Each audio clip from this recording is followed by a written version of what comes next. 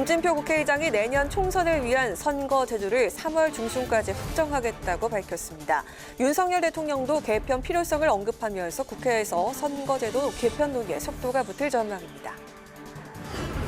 국민의힘 당권 주자들이 윤석열 대통령 신년 인사회에 나란히 참석하는 등 이른바 윤심잡기 행보에 나섰습니다.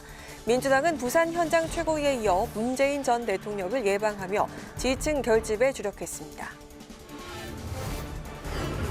여야 정치권이 1월 임시국회 소집 시기와 일몰법 처리 등을 놓고 대치 전국을 이어가고 있습니다. 이태원 참사 국정수사 기간 연장에 대해선 여야 협의 가능성이 제기되고 있습니다.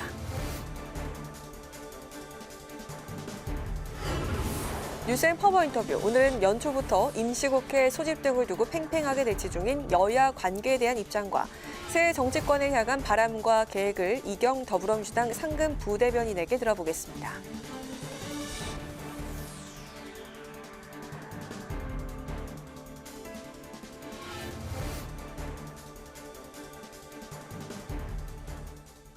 여러분 안녕하십니까? 1월 2일 의정종합뉴스 뉴스엔 시작하겠습니다.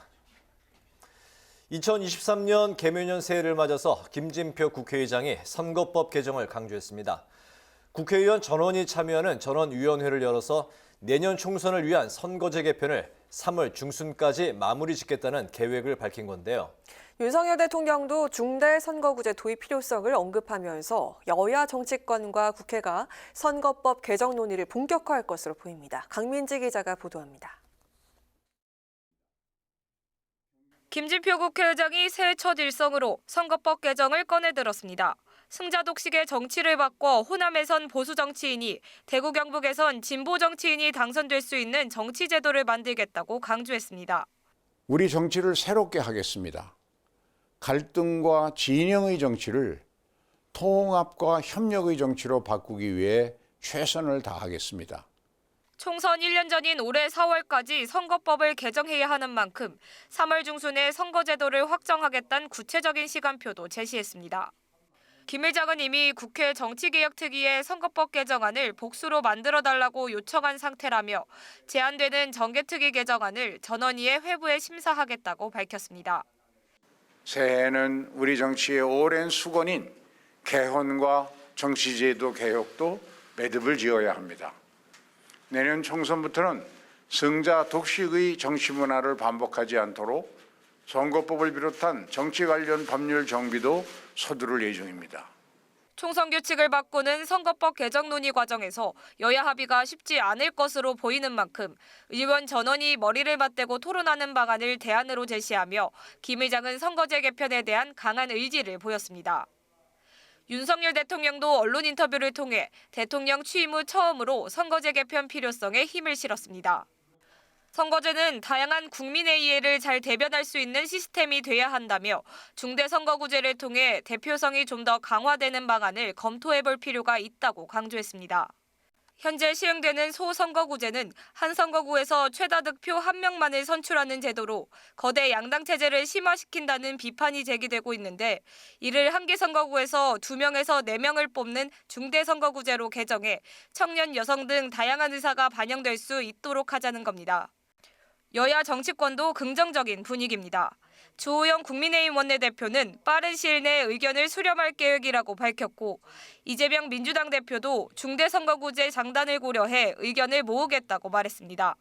정개특위도 조만간 선거구제 개편 논의를 위한 여야 간사협의를 진행할 것으로 보이는 만큼 국회에서도 4월까지인 선거법 개정 시한을 앞두고 관련 논의가 본격화될 것으로 전망됩니다. 국회방송 강민지입니다. 새해 업무가 시작된 오늘 윤석열 대통령이 김진표 국회의장을 비롯한 오부 요인과 여야 지도부 등이 참석한 가운데 신년 인사회를 가졌습니다. 지방 일정을 이유로 신년 인사회에 참석하지 않은 더불어민주당 지도부는 부산에서 현장 최고위원회의를 개최하는 등 지지층 결집에 주력했습니다. 김동길 기자가 보도합니다.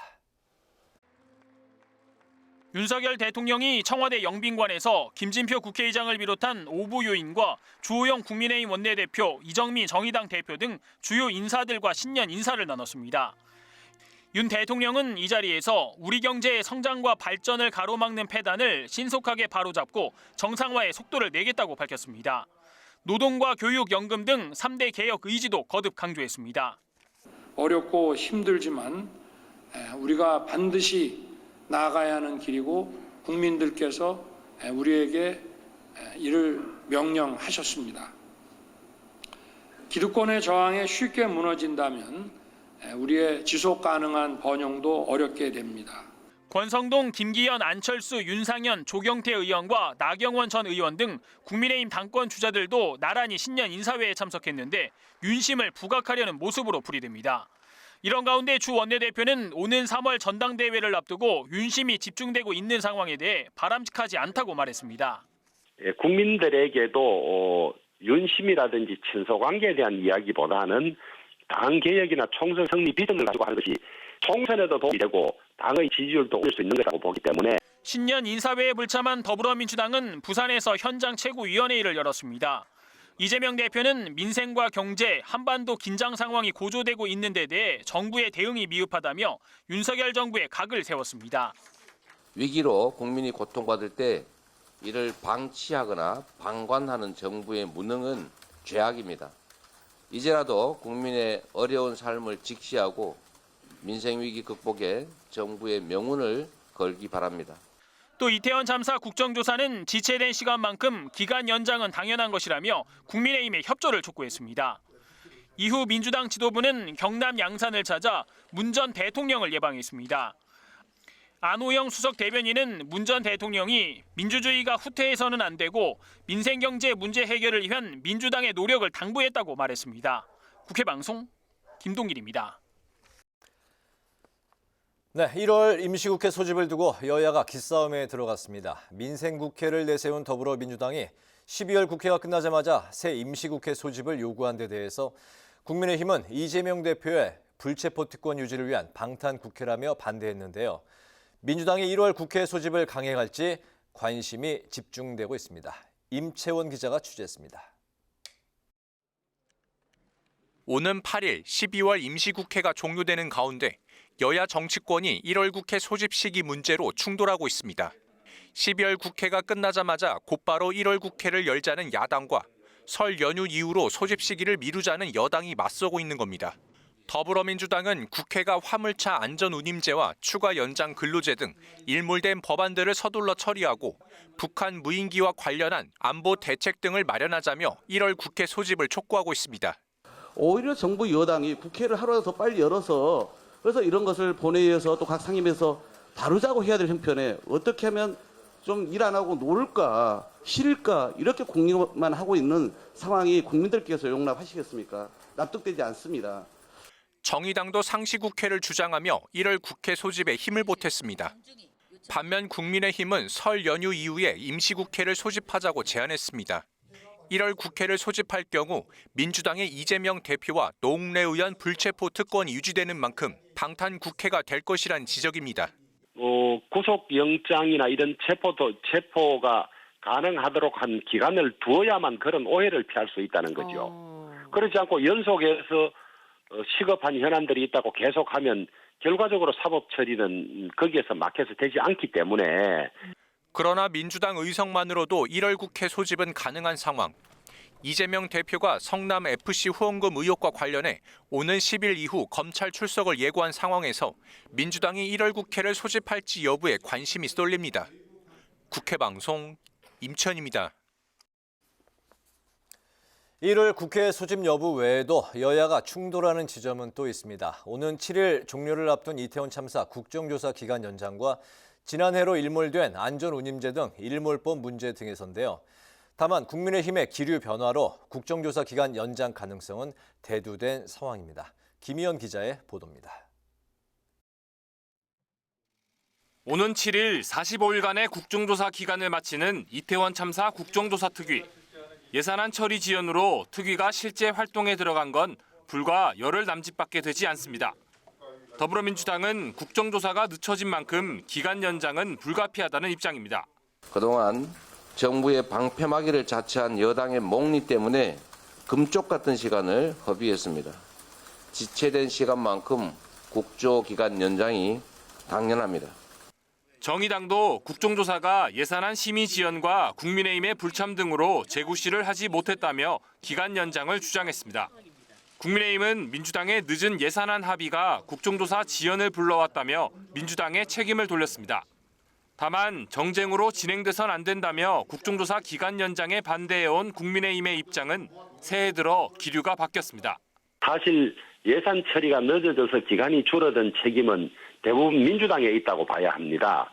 청문회 이후에 보고서 채택할 시간이 좀 부족한 것은 사실인 것 같습니다. 그래서 제가 우리 국정조사위원들하고 협의를 해서 국정조사 기간 연장에 여야 협의 가능성이 엿보이는 상황. 그러나 여야의 일몰법 논의는 중단됐습니다. 이미 일몰이 돼버린 안전운임제와 추가 연장 근로제 등에 대한 여야 입장차는 전혀 좁혀지지 않고 있고 쟁점인 노란봉투법을 심사할 국회 환노위는 사실상 휴업 상태입니다. 민주당은 양국관리법 개정안을 본회의로 직회부한 것처럼 다른 주요 쟁점 법안들도 직회부를 검토하고 있는 것으로 알려졌는데 국민의힘은 민주당이 단독으로 처리한 법안은 윤석열 대통령에게 거부권 행사를 요청하는 방안으로 맞설 계획입니다. 이와 함께 여성가족부 폐지 여부를 비롯한 정부조직법 개정을 놓고도 여야 공방이 예상됩니다. 국회방송 김희연입니다. 국민의힘이 윤석열 대통령의 신년사를 무공감, 무책임, 무대책이라고 비판한 더불어민주당을 향해 공감 능력이 없다고 비판했습니다. 장동혁 원내대변인은 논평에서 윤 대통령이 신년사에서 강조한 3대 개혁과제는 시대적 과제이고 여야를 떠나 대한민국에 꼭 필요한 과제라며 이같이 말했습니다. 그러면서 이재명 대표의 신년사야말로 자신의 방탄을 위해 검찰을 욕하는 내용으로 가득하다고 지적했습니다. 더불어민주당이 윤석열 대통령의 신년사를 두고 국민 소통과 언론의 자유가 없었다고 비판했습니다. 한민수 대변인은 브리핑에서 윤 대통령이 신년사에서 취재진 없이 알맹이 없는 성과와 계획만 발표했다고 밝혔습니다. 또 국민의힘도 언론 길들이기에 열을 올리고 있다며 소통 없이 비판 차단에 급급한 정부 여당의 행태에 언론 자유가 위협받고 있다고 말했습니다. 김진표 국회의장이 2023년 국회 시무식에서 국회 모든 소속기관들이 인사, 정책, 입법 지원 등 업무 전반에서 원팀으로 일해달라고 당부했습니다. 김 의장은 올해는 국회 역사에 기록될 중요한 과업이 기다리고 있는 중요한 한 해라며 이같이 밝혔습니다. 김 의장은 이어 지난 한 해 동안 모범해 보인 직원들에게 대통령 근정 훈장과 대통령 포장, 국회의원 표창을 수여했습니다.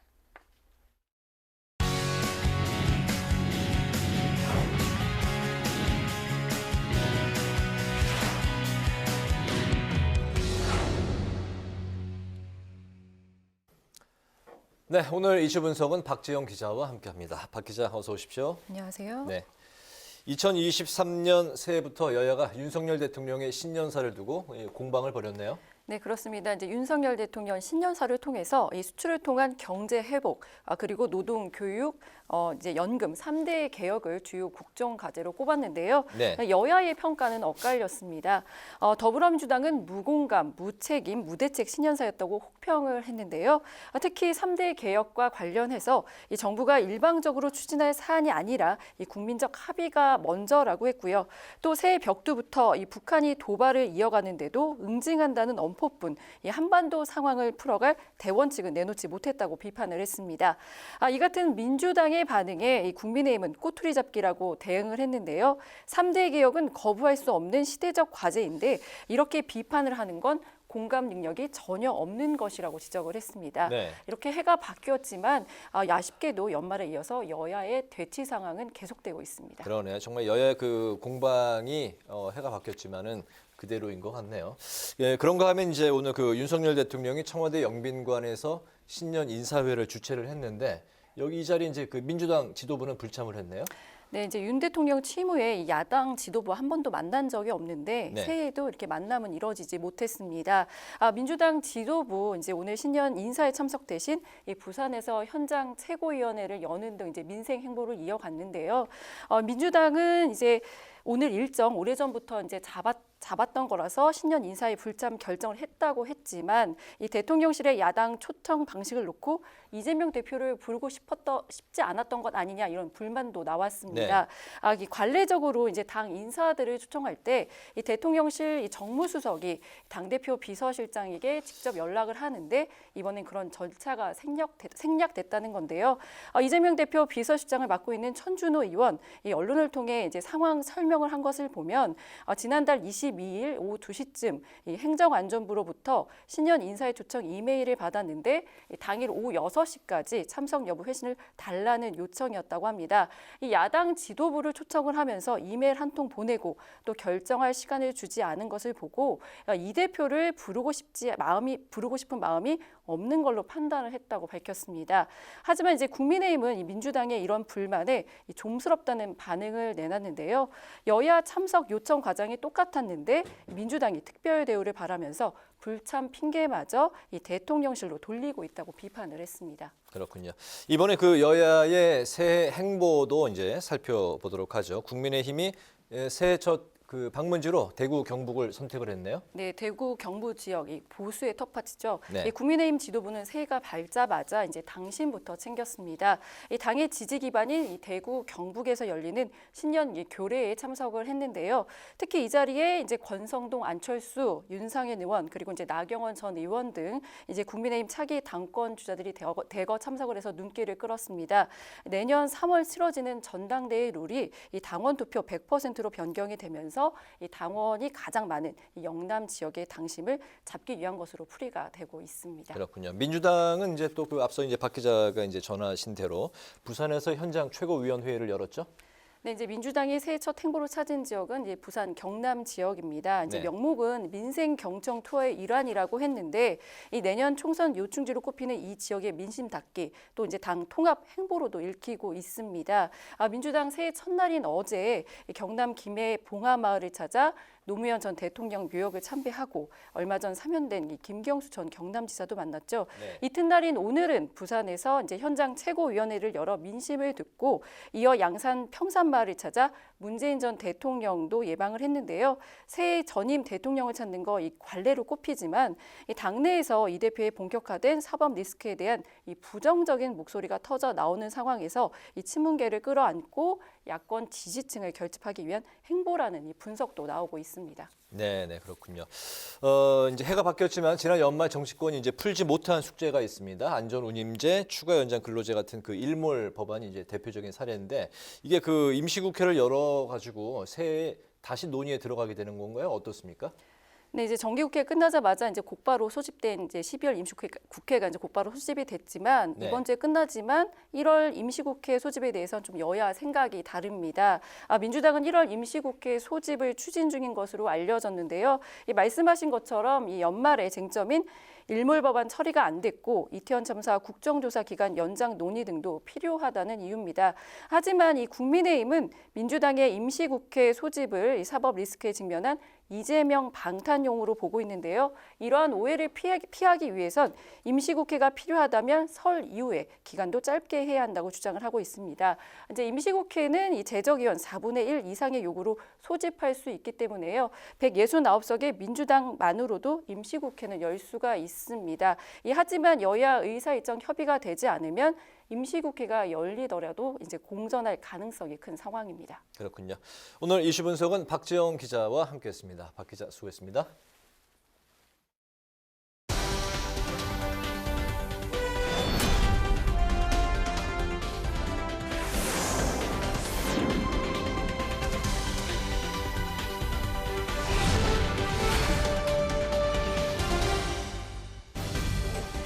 (1월 2일) 정치권의 뜨거운 말말말 강하랑의 정치톡 시작하겠습니다.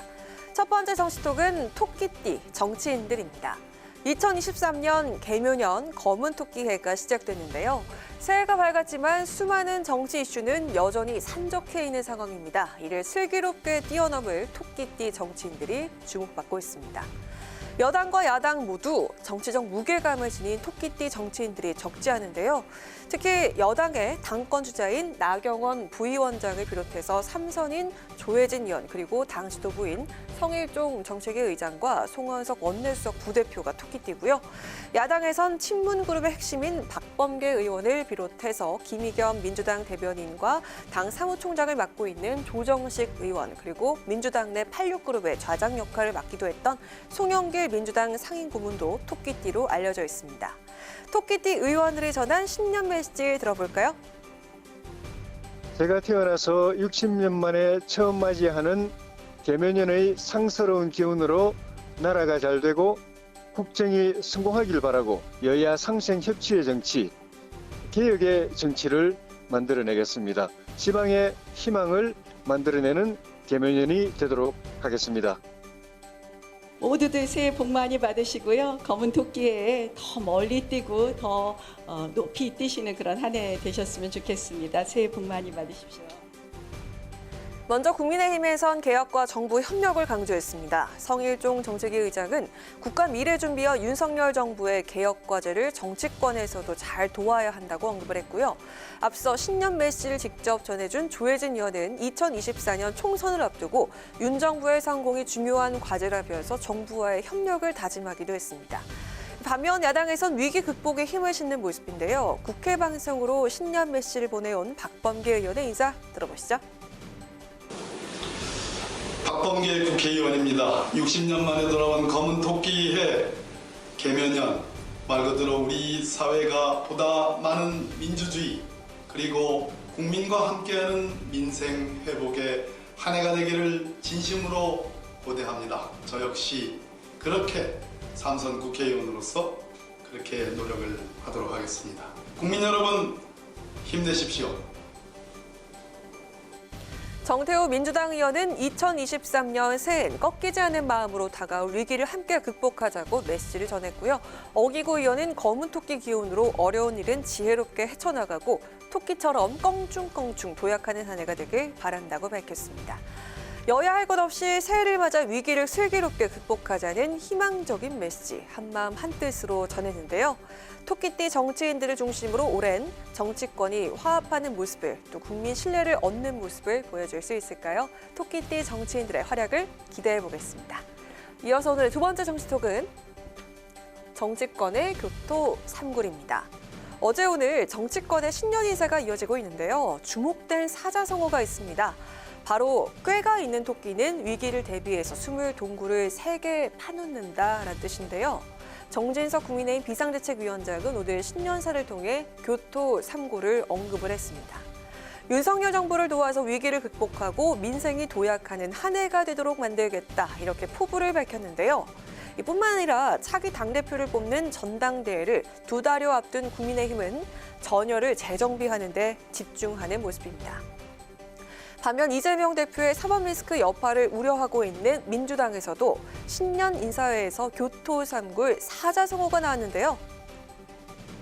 토끼는 영민한 동물이고 늘 준비하고 특히 굴을 3개 판다고 해서 교토 삼굴이라는 고사성어가 있습니다. 작년 한 해에는 아무쪼록 우리도 영민한 토끼를 닮아서 플랜 2, 플랜 3 뭐 이렇게 해서 좀 대안을 많이 마련하는 그런 해가 되기를 바랍니다. 문희상 상임고문은 교토 삼구를 비유하며 민주당이 새해엔 영민한 토끼처럼 다양한 대안을 마련하는 해가 되길 바란다는 뜻을 전했죠. 이를 두고 일각에선 덕담 이상의 메시지를 낸 게 아니냐는 해석이 나오고 있습니다. 직접적으로 대안이 필요하다는 주장을 함으로써 검찰 출석을 코앞에 둔 이재명 대표와 현재 민주당에 대한 경고 메시지가 아니냐는 분석인데요.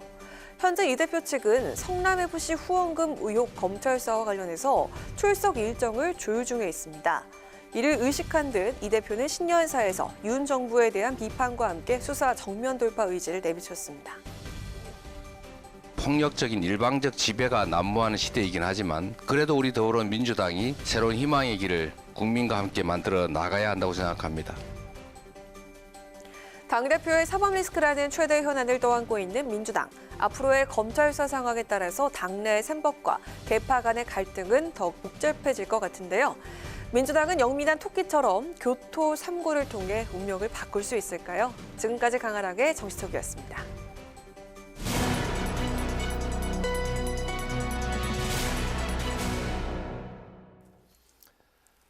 네, 새해가 밝은 지 이틀째 여야 정치권은 바쁜 행보를 펼치고 있는 가운데 서로를 향한 공세도 늦추지 않고 있습니다. 2023년 전국 전개 방향은 어디로 향하게 될지 박정화 국민의힘 수석 대변인을 연결해서 입장을 들어보겠습니다. 대변인님 안녕하십니까? 반갑습니다. 안녕하세요. 새해 복 많이 받으세요. 네, 새해 복 많이 받으십시오. 고맙습니다.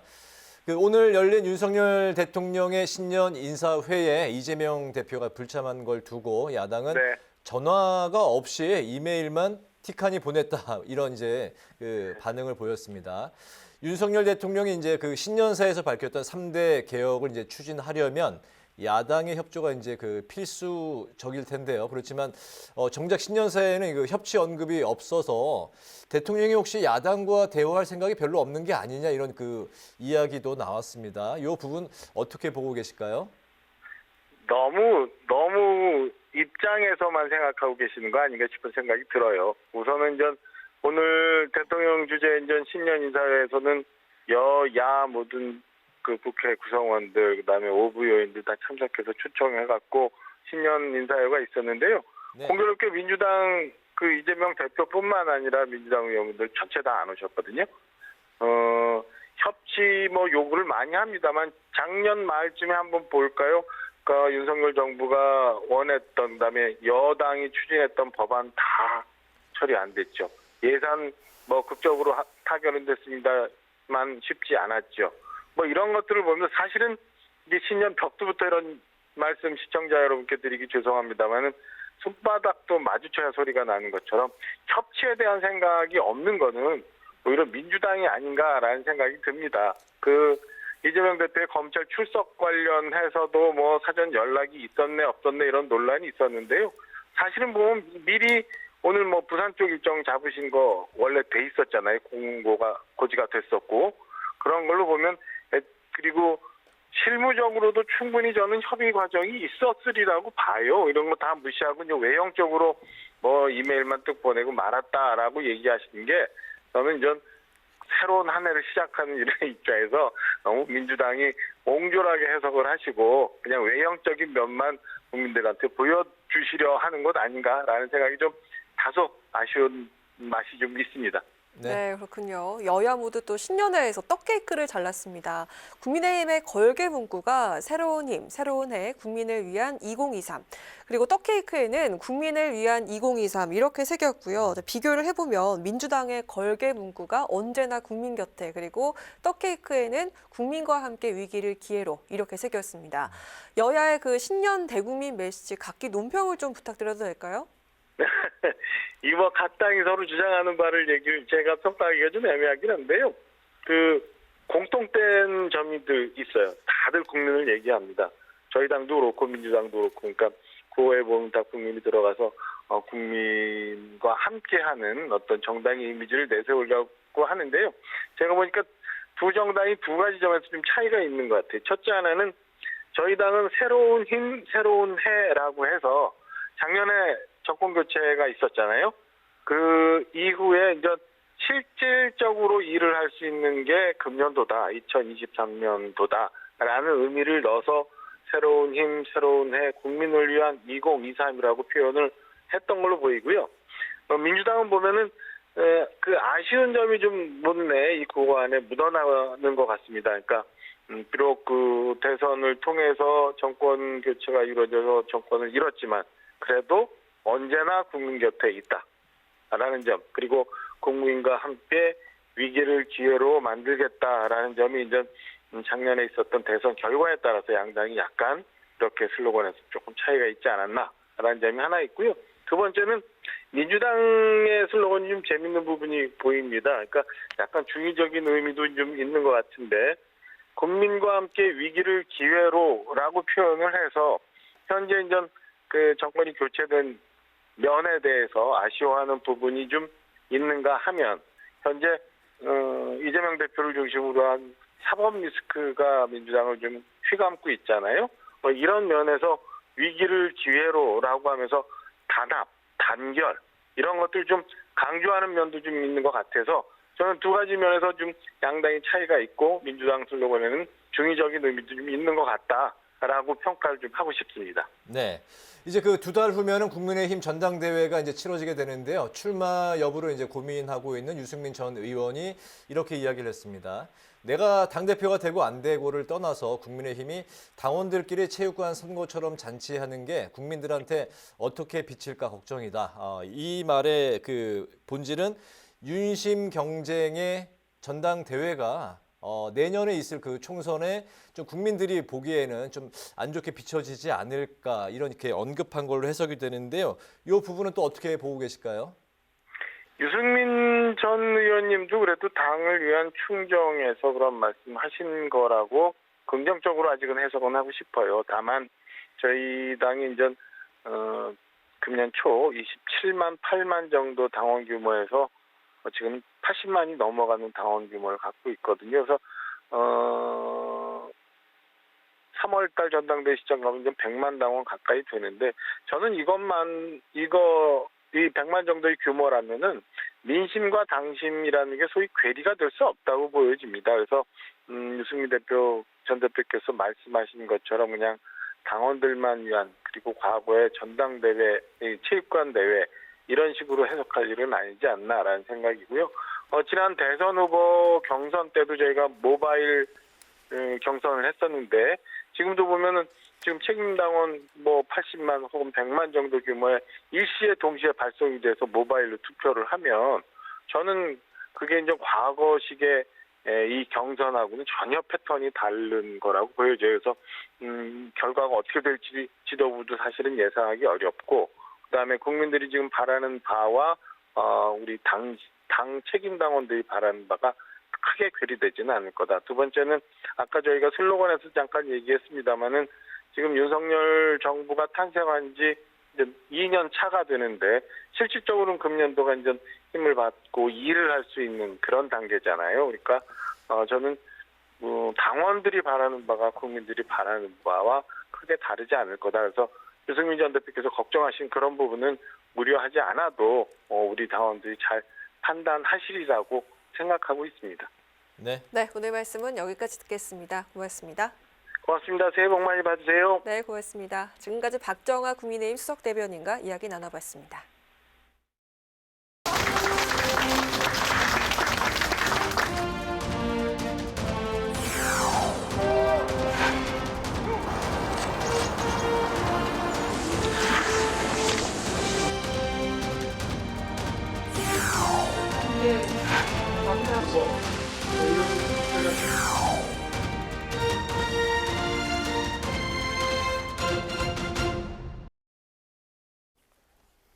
네, 이번 시간은 뉴스앤 파워 인터뷰 코너입니다. 새해 벽두부터 여야가 날선 공방을 이어가고 있는 가운데 1월 전국의 주도권을 잡기 위한 포석은 무엇인지 더불어민주당의 이경 상근 부대변인과 함께 관련 이야기를 나눠보겠습니다. 대변인님 안녕하십니까? 네, 반갑습니다. 반갑습니다. 네, 안녕하세요. 새해 반갑습니다. 복 많이 받으세요. 네, 새해 복 많이 받으세요. 네, 반갑습니다. 이제 그 새해 첫날인 어제 그 윤석열 대통령이 이제 신년 기자회견 대신에 이제 신년사를 이제 발표를 했습니다. 그 TV 생중계로 이제 발표가 이제 됐는데 윤 대통령의 신년사에 담긴 그 대국민 메시지 어떻게 이제 보셨는지 좀 논평부터 부탁을 드려볼까요? 기대를 하고 좋은 말씀 많이 나오기를 기대를 하고 봤는데요. 솔직히 제가 국민의힘 내부에서 좋은 말씀 많이 해주셨기 때문에 조금 아쉬운 점들을 몇 가지만 좀 말씀을 드리고 싶습니다. 네. 우선 노동, 교육, 연금이 3대 개혁이라고 말씀을 해주셨는데 글쎄요, 처음부터 그럼 이런 분야에 대해서 처음에 이제 후보 시절부터 아니면은 인수위 때부터 이런 부분을 외치셨는지 그런 과정은 저는 확인을 못했습니다. 그러다가 이제 그 파업 이후 노동자들의 파업 이후에 갑자기 지지율이 강경 대응하면서 지지율이 소폭 상승하지 않았습니까? 그다음에 메시지가 이렇게 3대 개혁이라고 이렇게 나왔는데요. 저는 특히 이제 노동자를 대하는 그런 부분에 대해서 조금만 언급을 해드리면은 네. 전체 물론 귀족 강성 노동 그러니까 귀족 강성 노조는 있긴 있습니다. 그렇지만 우리 노동자들이 전부 다 그렇지는 않다라는 점. 네. 그리고 그럼 노조에 가입한 노동자들이 10%도 되지 않는다라는 점입니다. 그러면 이렇게 귀족 강성 노동자들 이런 노조를 때려잡는다 해서 국민의힘 쪽에서 뭐 때려잡는다 이런 표현을 하시기 때문에 그렇다고 해서 우리 노동 시장 전체가 그러면 좋아지는 것이냐, 정말 개혁되는 것이냐 그런 점에 대한 의문점은 좀 솔직히 남습니다. 그런 것도 남고요. 그리고 네. 솔직히 뭐 노동 시간이라든지 연봉 개혁을 한다고 해서 제가 다시 말씀드리지만 노동뿐만 아니고 경제 성장에 뭐 어떻게 도움이 될 것인가 그런 부분에 대해서는 언급이 전혀 없으셨어요. 한마디로 연계가 되지 않는다라는 점이고요.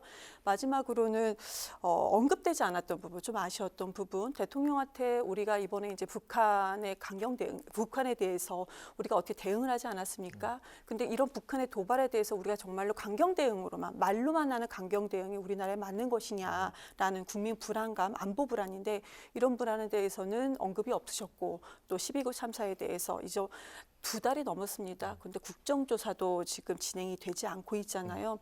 이런 부분에 대해서는 최소한 국민이 이 2가지는 질문을 하고 싶었을 거예요. 대통령의 언급을 아마 듣고 싶으셨을 건데 전혀 없으셨다라는 점은 좀 아쉬움이 있습니다. 대통령이 이제 어제 신년사 중에서 북한 무인기가 이제 지난주에 도발이 있었을 때 그때 확전, 응징 이런 이제 대통령의 언어에 대해서 이제 주변에 이야기들이 이제 있었는데 그럼에도 어제 또 확고한 그런 의지를 보인 거 보면 대북 정책에 대해서는 강경인 거는 이제 확실해 보입니다. 제가 토요일날 당번이어서 이런 부분에 대해서도 이제 논평을 좀 쓰기는 했었는데요. 네. 좀 솔직히 많은 국민들이 그 기사에 대한 댓글을 저 하나하나 다 봤습니다. 왜냐하면은 우리가 안보 문제는 여야가 특별히 국민들 입장에서는 없으십니다. 네. 그런데 많은 분들이 전쟁이 진짜 일어날 것 같다, 두렵다. 그리고 국민의힘을 지지했던 또 청년들, 남성 청년들 입장에서는 이거 어떻게 되는 것이냐 이런 글, 이런 비슷한 어조의 글들이 상당히 좀 많았습니다. 네네. 그래서 오히려 왜 우리가 NSC를 열지 않았느냐라고 말씀을 우린 야당 입장에서 하기는 했는데 정부 내에서 정말 전문가들의 의견을 좀 듣고 차근차근하게 그러니까 즉각적인 대응이 아니고 좀 체계적인 대응을 해주셨으면 좀 더 좋았지 않았을까라는 생각이 들고요. 그리고 마지막으로 저는 신년 기자회견이 없었던 점은 상당히 좀 아쉬웠습니다. 앞으로 있을 수는 있겠죠? 네. 근데 글쎄요, 지금 신년 기자회견이 이미 한 언론 보도하고 인터뷰를 한 마당에 신년 기자회견을 하실지는 모르겠어요. 그런데 우리가 대통령 직선제 이후에 신년 기자회견, 첫해 신년 기자회견을 하지 않으신 예전에 김영삼 대통령의 일부 조금 그런 달라진 점을 빼고는 정말 유일한 대통령이 아닌가. 한마디로 그 전에 노태우 대통령도 했었고요. 그 전에는 그 박정희 대통령 때도 신년 기자회견이 있었습니다. 중간에 전두환 대통령 때만 신년 기자회견이 없었는데요. 왜 그런 역사, 퇴행하는 역사를 왜 반복하는 것 같은 느낌을 주시는지 이런 부분에 대해서는 좀 아쉬움이 상당히 있습니다. 이번 신년사가 신년 기자회견을 가름한 것이라고 이제 보고 계시는군요. 알겠습니다. 네, 저희가 준비한 질문이 상당히 많은데요. 이야기거리가 참 많은 것 같습니다. 다음 질문 드리겠습니다. 이재명 대표는 새해 첫 일정으로 전직 대통령들을 찾았습니다. 어제는 김대중, 노무현 전 대통령 묘역에 참배를 했고요. 오늘은 평산마을을 찾아서 문재인 전 대통령을 예방을 했습니다. 이걸 검찰 수사를 앞두고 당내 통합하는 행보다 이렇게 해석하는 사람들이 많은데 어떻게 보십니까? 지금 연초잖아요. 가는 거는 당연한 겁니다. 그런데 갑자기 검찰 조사라는 얘기를 계속 얘기를 해주시는데요. 굳이 그것은 어떤 프레임이 아닐까라는 생각이 듭니다. 그리고 지금 가만히 보면은 검찰이 지금 광범위하게 수사를 하고 있는 그런 부분이 있습니다. 그런데 이재명 대표가 지역을 돌면서 그전에도 이제 민생 행보를 하긴 했었지만 지역 일정을 돌면서 지금 민생에 대해서 야당으로서 의석수가 많다 보니까 어떻게 챙겨야 되는 것인지 그런 부분을 많이 듣고 있습니다. 근데 이것을 굳이 그리고 우리 조금 전에도 방송에서 이재명 대표가 언급하셨지만 소환 조사에 임하겠다라고 이미 못을 박았습니다. 그런데 무슨 리스크니 검찰 조사에 대해서 어떤 대응을 다르게 하기 위함이 아닌가라는 의혹은 그냥 프레임에 불과하다라고 그렇게 생각을 합니다. 알겠습니다. 민주당이 지금 전국 돌면서 민생 경청 투어를 하고 있죠. 네. 네. 주로 그 어떤 이야기들을 국민들이 그 많이 하고 있을까요? 우선 오늘은 부산이었고요. 그 전에 이제 광주라든지 강원, 세종을 먼저 충청권을 가장 먼저 이렇게 갔었는데요. 우선은 지역마다 말씀하시는 톤이 조금씩 다르기는 하시죠. 그렇겠죠. 네. 어느 지역에서는 왜 이렇게 무르게 하느냐라는 지역도 있고 어느 지역에서는 민주당이 좀 민생을 더 챙겨야 되지 않겠느냐 의견이 많이 다른 것 같습니다. 네. 그것보다도 이제 더 중요한 것은 지역 현안에 대해서 현재 정부 여당이 챙기지 못한 지역 현안에 대해서 그런 어려움들을 많이 말씀을 해주시는데요.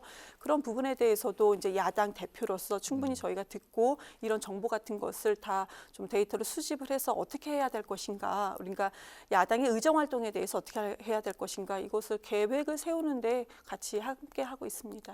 대통령 지지율이 이제 뭐 지금도 아직 그 높은 편은 아닙니다만 그 더 낮게 한창 계속 낮게 나오던 당시에도 그 민주당 지지율은 정체였어요. 올라가지 않았습니다.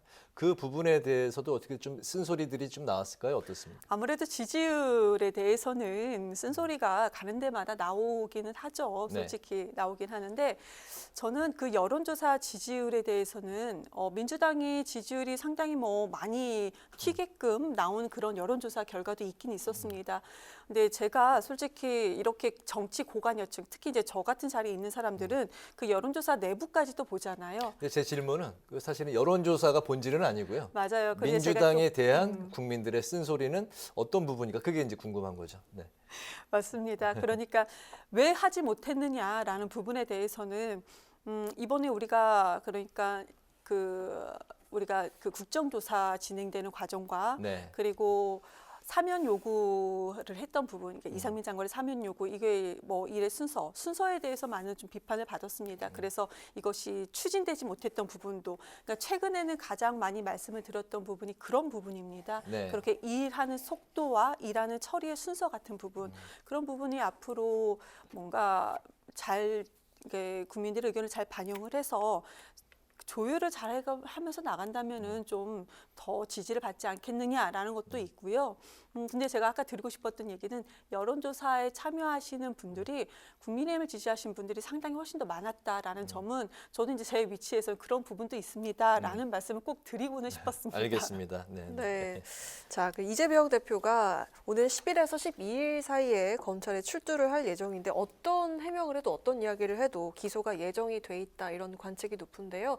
자, 민주당의 입장에 대해서 들어볼까 하는데 이후 그 진행이 될 검찰의 시나리오에 대해서 그리고 당내 비명계 목소리에 대해서 어떻게 대응을 하는 게 좋을지 들어보겠습니다. 우선 1월 둘째 주에는 소환 조사에 날짜를 조율해서 응하겠다라는 다음 주가 되겠네요. 얘기. 네, 뭐 다음 주나 1월 둘째 주 정도, 중순 정도라고 저는 이렇게 생각을 하고 있고요.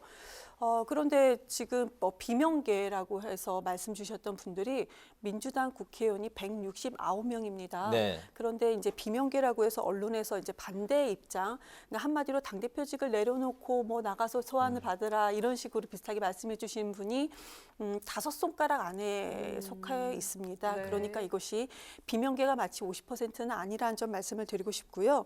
그리고 그 전에 우리가 뭐 대장동이 있었고 이번에 성남FC가 있었습니다. 그런데 대장동 건에 대해서는 지금까지 수사가 계속 진행이 되고 있었습니다. 그리고 이재명 당대표를 향한 수사가 160명 검사들이 1년 넘게 수사를 하고 있음에도 불구하고 솔직히 저희도 많이 알아보고 있는데요. 비공식적으로도 알아보고 있는데 나온 것이 지금까지는 없습니다. 그 성남FC로 갑자기 요즘에 이제 좀 시선이 돌려졌는데 그럼 지금까지 뭐 불법적인 부분이 뭐가 하나라도 나온 게 있느냐? 전혀 없습니다. 과거에도 무혐의가 받았던 부분이다라는 점은 이것은 이제 사실적인 팩트를 좀 말씀을 드렸던 부분이고 내부에서는 그렇게 비명계의 일부 그러니까 5손가락 안에 들었던 분들이 발언은 계속 나올 수 있을 것 같아요. 근데 그것을 또 못하게 할 수 있는 부분은 아닌 거고요. 그래서 이런 것을 그냥 정말 정면 돌파하는 수밖에 없다라는 생각은 듭니다. 네, 민주당이 이제 또 그 역공으로 들고 있는 카드가 이제 김건희 여사 이제 특검인데요. 윤 대통령은 수년 동안 이제 뭐 수사를 전방위적으로 진행을 했기 때문에 수사가 미진하다는 주장에 대해서 이제 일축을 했습니다. 민주당이 이제 화력을 김건희 여사 특검에 지금 이제 집중하고 많은 공세를 펼치고 있는데 앞으로의 요 사안에 대해서는 그 민주당의 계획이라고 할까요? 그 입장은 어떤 건가요? 만약에 검사가 수사를 안 하게 못한다면은 특검이라도 해야 된다라고 생각을 하고요. 그리고 네. 이제 대통령께서는 지난 대선 때도 말씀하셨습니다. 뭐 1차 주가 조작, 우리가 주가 조작 시기가 1차와 2차로 이렇게 좀 크게 나눌 수는 있는데 1차 시기 중간에 어느 정도 한 다음에 손해를 보고 팔았다라고 했는데 사실관계가 아예 틀리지 않았습니까? 이런 점들이 있다라는 거고 최근에 공판장에서 그러니까 그 검사가 직접 입으로 통정거래라든지 불법적인 주가 조작의 불법적인 거래에 대해서 김건희 여사 그리고 장모에 대해서 언급한 부분이 400회가 이상 넘게 나온 부분도 분명히 있습니다. 새로운 사실들이 나오고 있다라는 점. 그런데 소환 조사뿐만 아니고 서면 조사도 없었다라는 겁니다. 그리고 대통령이 조금 전에 말씀 주신 것처럼 뭐 탈탈 터는 식으로 뭐 수사를 했다라고 말씀을 해주시는데요. 보통 검사가 수사를 했다라고 한다면 우리 언론에서요. 어느 지검에서 수사했는지 저희가 다 압니다. 국민들께서. 그런데 김건희 여사에 대한 수사가 어느 지검에서 누가 수사했는지 우리가 정보 하나라도 있는 게 아십니까? 전혀 없습니다. 그러니까 대통령은 항상 이런 식으로 말씀을 해주시는데요. 오히려 그렇게 얘기를 하실 거면은 좀 더 구체적인 사례로 얘기해 주시는 게 어떨까? 그러니까 구체적인 정보를 국민들께 정확하게 주셔야 하는 것도 대통령의 어떤 의무라고 생각을 합니다. 네. 네, 자 새해가 시작이 됐는데 그 여야 대치 아직도 팽팽한 것 같습니다. 당장 그 임시국회 소집 시기를 놓고 민주당이 1월 9일부터 그리고 국민의힘은 설 연휴 이후 이렇게 입장차가 좀 큰 것 같은데요. 이재명 대표 소환 시기에 방탄국회를 열어줄 수는 없다. 이게 바로 여당의 입장이고요. 방탄국회로 비치는 게 민주당으로서는 좀 부담이 되지 않을까라는 생각이 드는데 일정에 대해서 여쭙겠습니다. 우선은 우리가 이번에 그 국회가 다시 열어야 된다라고 얘기가 나왔던 것이 보시면은 일몰 법안에 대해서 처리입니다. 네. 법안이 일몰됐다라는 것은 작년 31일 날 끝났다라는 것입니다. 그러면 이 부분에 대해서 저희가 아주 상식적인 선에서 법안 처리가 이미 끝났습니다. 그럼 이것을 시급하게 우리가 다시 이거에 대해서 논의를 해야 됩니다. 근데 이번에 남아있는 임시회 내에 이것이 처리가 되지 않는다면은 상식적인 선에서 빨리 이것을 처리하는 것이 맞는 것인가 아니면 뭐 국민의힘이 말한 것처럼 구정 지나서 처리하는 게 맞는 것인가 라는 질문을 던졌을 때 일몰 법안 처리이기 때문에 빨리 처리하는 것이 맞다라는 것이 상식입니다. 근데 또 이재명 방탄이라고 말씀을 하시는데요. 이것은 저희가 정말 입이 아프게 말씀을 드렸습니다. 소환조사에 임하겠다라고 이미 말씀드린 바가 있습니다. 그렇기 때문에 그런 부분에 대해서는 걱정하지 않으셔도 된다. 오히려 그런 그 일몰 법안 이것이 어떻게 보면 민생 법안과 관련된 거 아니겠습니까? 이런 부분에 대해서 좀 집중해 주셨으면 좋겠다는 말씀 드리고 싶습니다. 네, 이태원 참사 이제 국정조사 이제 기한 연장에 대해서도 여야가 이제 그 의견이 이제 갈리고 있는데 그리고 이제 거기에 또 그 덧붙여서 증인 채택까지 이제 충돌이 이제 계속되고 있는 상황입니다. 국정조사가 그렇기 때문에 국민들이 이제 보기에는 진상 규명보다는 이 정쟁에 그 계속 이것도 이 하나의 수단으로 이용이 되는 게 아니냐 이제 그런 시각에 대해서는 어떻게 말씀을 하실까요? 저도 이 부분이 상당히 좀 마음이 아픈데요. 국민의힘 내부에서 유가족들을 상대로 같은 편이네, 민주당과 같은 편이야 이런 얘기가 나왔습니다. 유가족은요 민주당과 같은 편이 아닙니다.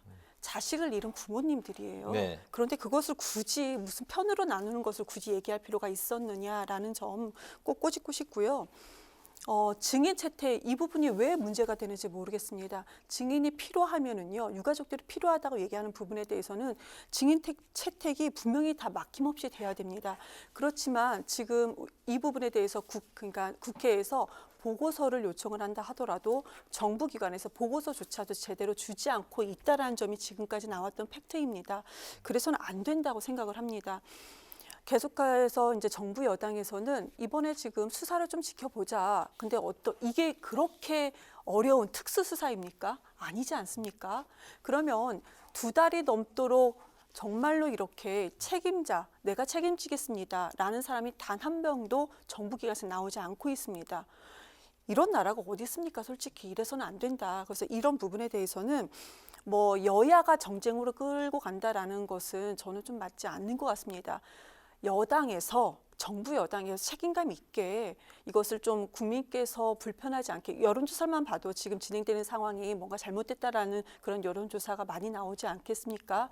그러니까 국민께서 이 부분에 대해서는 의혹이 전혀 없게끔 증인 채택도 잘 하시고 정부 기관에 대한 증인 채택이기 때문에요. 뭐 보고서 같은 것도 지금 야당에서는 보고서가 제일 나오지 않고 있다 얘기를 하고 있는데요. 이런 부분에 대해서도 불편함 없이 해줘야 되는 것이 정치뿐만 아니고 이거 사람으로서 도리가 아닌가 그런 생각까지 듭니다. 네, 그 지금 이제 그 정치 한 복판에서 이제 그 바라보고 계신데 바깥에서 국민들이 보기에는 그 민주당이 현재 민주당이 기존의 민주당 다음이 잘 안 보인다. 이렇게 또 아픈 소리도 나오고 있는 것 같습니다. 대표적으로 김대중 노무현 문재인이 제시했던 그 가치와 비전이 좀 잘 안 보이는 것 같다. 이런 그 목소리인데요. 올해 그 2023년에 민주당이 민주당 다음을 다시 찾아오고 회복하기 위해선 어떤 노력이 필요할까요? 우선은 그러니까 의석수가 5이라는 부분에 대해서는 약간 걸림돌이 될 것 같습니다. 그래서 이번에 예산도 민생 예산을 조금 더 챙기겠다라고 협치하고자 했던 것이 야당이었었고요. 또 민생 법안에 대해서도 이거 계속 얘기를 하는 것이 야당인데 이런 부분이 어떻게 보면 끌려가는 듯한 느낌이 드는 것이고 그리고 이번에 우리가 국정조사가 얘기가 있을 거고 그리고 이제 민주당을 지지하시는 분들의 입장에서는 김건희 여사에 대한 특검에 대해서 그때 발의만 해놓고 이게 진행되지 않았던 그런 부분들 네. 그런 부분들에 대해서는 국민 여론이 전반적으로 이것은 좀 빨리 가야 된다. 아니면 이것을 찬성하는 부분에 대해서는 그냥 좀 내부에서 이것저것 계산하는 듯한 그런 그림이 보이지 않도록 그러니까 저는 내부에서 볼 때는 그렇게 보이진 않는데 그러니까 국민들이 봤을 때는 민주당 내부가 그렇게 보이지 않도록 좀 강경하게 대응하고 강경하게 추진하고 그런 부분에 대해서는 좀 해야 되지 않을까. 그래서 저는 지금 두 가지입니다. 국정조사와 말씀드린 것처럼 김건희 여사에 대한 특검은 그렇게 좀 진행이 돼야 된다라고 생각을 합니다. 네네. 네, 그동안 대변인께서 저희 프로그램에 전화 연결로 출연을 많이 해주셨는데 전곡을 컥 찌르는 그런 대화로 좀 많이 저희들이 인상적인 그런 느낌을 받았었는데 네. 또 호평을 또 많이 받고 계시잖아요. 그리고 지난해 최고위원 선거에서 그 주체적인 청년 정치인을 역설하던 모습이 참 기억에 남습니다. 청년 정치인을 보는 시각에 대해서 어떻게 생각하시는지 그리고 동료 청년 정치인에게 또 하고 싶은 말씀이 있으시다면 어떤 게 있는지 그리고 올해 계획에 대해서도 저희가 함께 듣고 싶거든요. 네.